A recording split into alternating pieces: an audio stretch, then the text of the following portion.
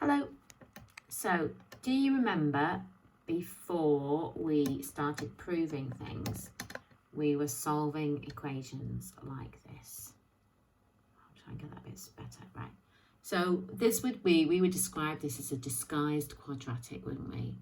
And remember, this means cos x all squared. So let's pick a letter. I've gone with y. And rewrite your quadratic. Now, unless it says show detailed reasoning, you don't have to show how you solve this. But I'm going to just factorize it. Check that. Minus 8, minus 3, good, minus 11. So I can see that y is 3/4 or y is 2. But of course it's not y, it's cos x.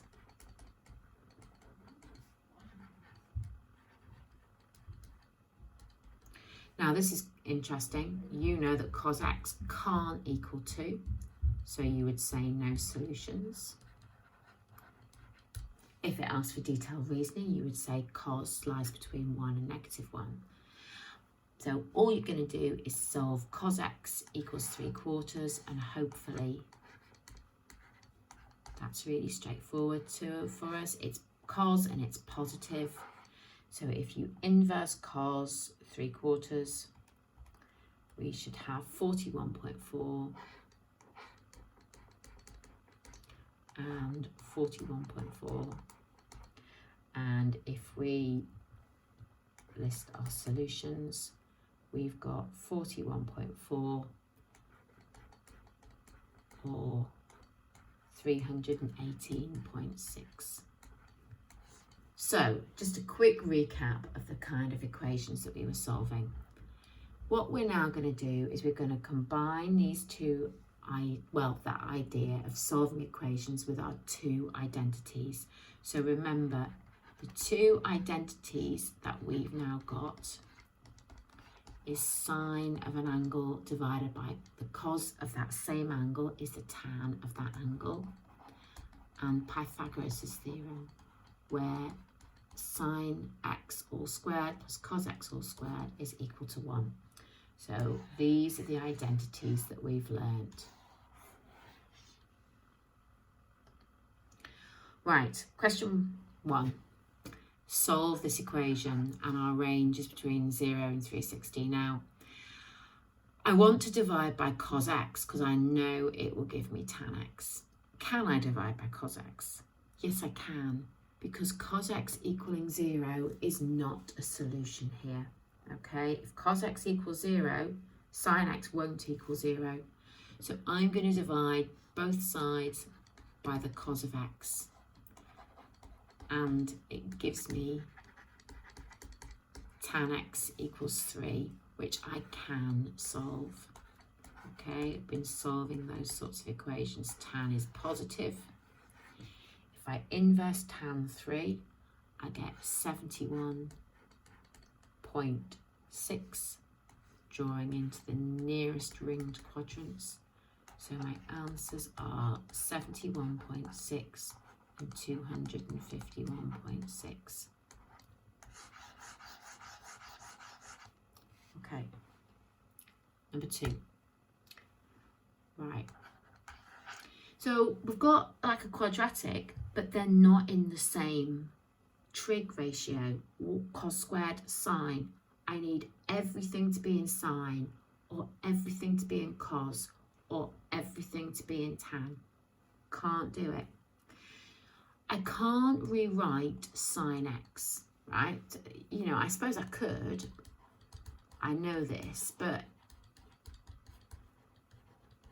I could rewrite sine x as tan x cos x, but do you know what? That's even worse. I'm not going to do that. I can, however, rewrite cos squared x using this identity. So I know that, sorry, ignore that. cos squared x is 1 minus sine squared x. So I'm going to rewrite this equation. So instead of cos x all squared, I'm going to replace it with 1 minus sine x all squared. Go back to red.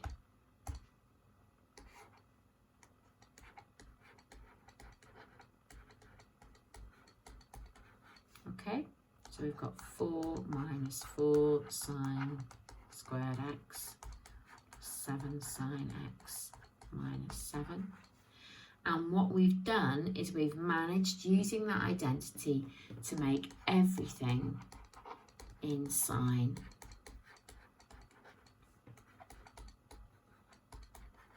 Oh, don't like that. Multiply all through by -1.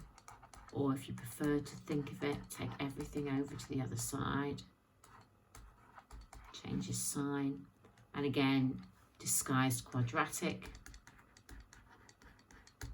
So you've got 4y squared minus 7y plus 3 is 0. Again, you know, it doesn't really matter if it doesn't say show detailed reasoning. I've done that a little bit too close to the bracket, haven't I? I'm going to struggle to write that in.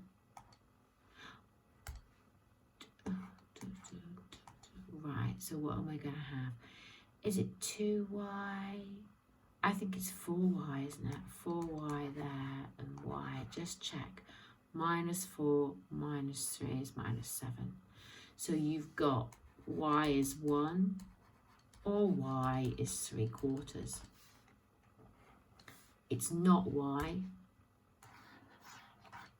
It's not y. It's sine of x is 1 or the sine of x is 3/4.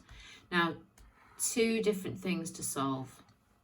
If you have the sine of x is 1, you could think my sine curve looks like that. I know it's 1 at 90 degrees. Or you could use the cast diagram. I'm going to use the cast diagram for this one. Sine is positive there and there. So inverse sine 3/4, and it's 48.6.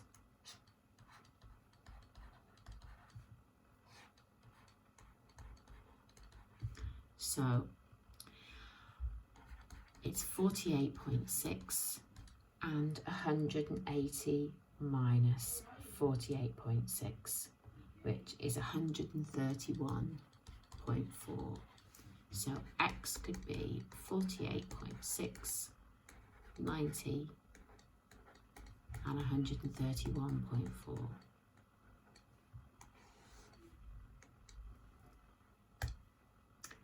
Last one. So I've got sine 2x, can't really rewrite it, tan 2x. Now I know that I can rewrite tan 2x as sine 2x over cos 2x. Notice both of them have to be 2x. I'm going to multiply all through by cos 2x because I can't do anything with it down there. Now, can I divide all through by sine 2x? No, you can't, because sine 2x equaling 0 is a solution here. So what I'm going to do is get everything over onto this left-hand side. I'm going to take out a factor of sine 2x.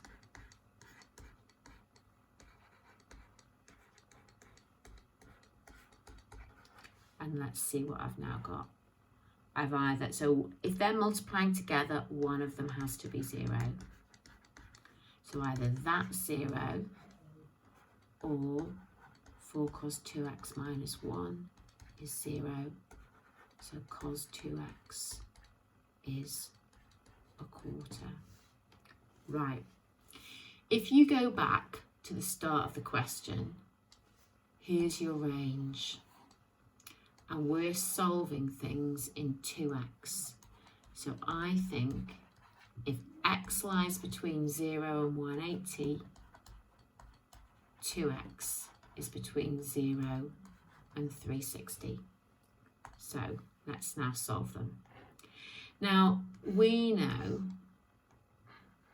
that sine is 0 at 0, 180 and 360.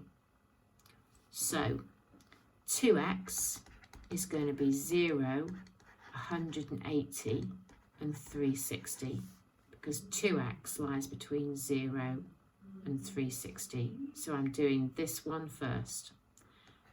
X is 0, 90 and 180. Now I'm going to look at this one. So again, I'm going to solve for 2x. Cos is positive here and here. If I inverse cos a quarter, so inverse cos 0.25, I've got 75.5.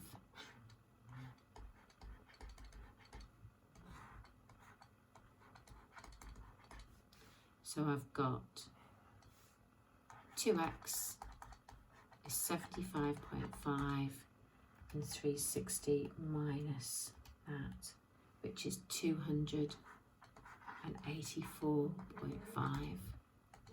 So if you divide both of them by 2, so 75.5 divided by 2 is going to be